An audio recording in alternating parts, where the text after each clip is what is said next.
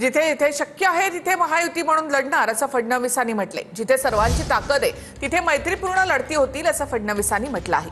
निवडणुका जाहीर झाल्यानंतरच सगळं चित्र स्पष्ट होईल असं अजित पवार यांनी म्हटलंय। असं आहे, आम्ही पहिल्या दिवशीपासून तिन्ही पक्षांनी महायुतीचं ठरवलंय। जिथे जिथे शक्य आहे त्या त्या ठिकाणी आम्ही महायुती करणार आहोत।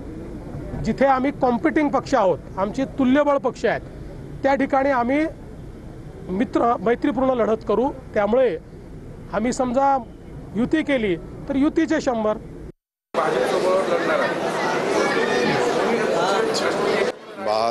भाजपचा अधिकार तुला दिला, तू म्हणतो लढणार आहे। संकेत दिले। अच्छा, संकेत दिले। मला वाटलं सूत्रांच्या माहितीनुसार।